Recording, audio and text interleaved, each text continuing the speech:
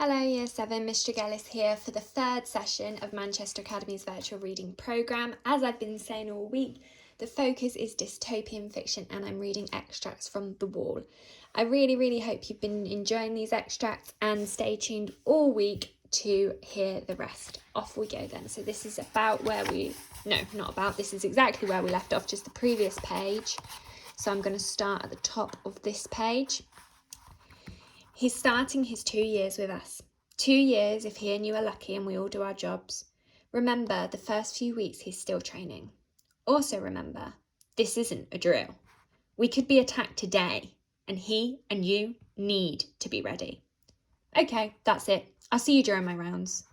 We stood up again and started to make for the door. The sergeant came over to me and pointed in turn at a grumpy-looking, red-headed woman chewing gum sitting in the front row who had been cleaning her fingers with a penknife during the briefing. The heavily bearded man who had been sitting beside her, and a gender-indeterminate blob in a balaclava who had been sitting behind me. Put him in the middle of you lot, he said. Post 8 to 14, he for on the big gun. I'll come and see you there in 30 minutes. We went out onto the rampart that led to the wall. The sergeant looked around at us and then he gave the order, the one which was once famous as the most frightening command in the army, the scariest sentence you would ever hear, because it was the immediate precursor of close combat, words which meant there is a good chance that you will kill or die today. In the New World, it was a sentence defenders heard at the start of every single shift. He said, "Fix bayonets," and that's how it began. So we're on to chapter 2 now. I think they used to call it concrete poetry, that thing where the words on the page look like a physical object, the object that the poem is trying to describe. You know, a poem about a tree in the shape of a tree, like this. A poem about a tree in the shape of a tree. In this case, a Christmas tree. Not a very convincing tree, and not a very good poem. But it's not trying to be a deathless masterpiece, it's just to show the idea. Yes? A concrete poem.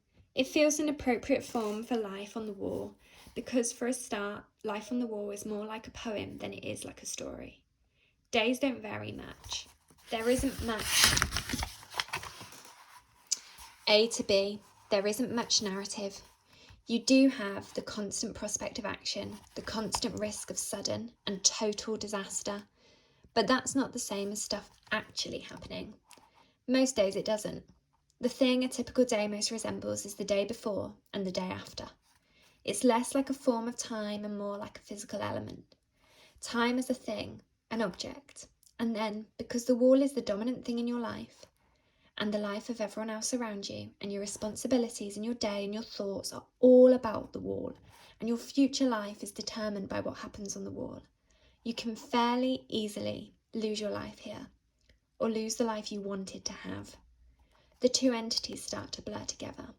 Time and the wall. Time and the wall. The wall and your day and your life sliding past minute by minute. Add in the fact that so much of the time what you're mainly looking at is concrete. You stand on it, you sleep in it.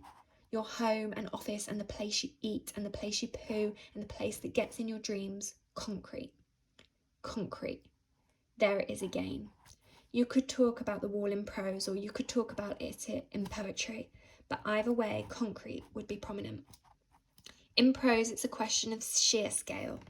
The wall is 10,000 kilometres long, more or less. This country has a lot of coast. It is 3 metres wide at the top. Every centimetre of the way on the seaside, it is usually about 5 metres high. On the land side, the height varies according to the terrain.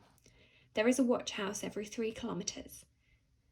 The 3,000 plus of them. There are ramparts, stairs, barracks, exit points for boats, helipads, storage facilities, water towers, access structures, you name it. All of them made of concrete.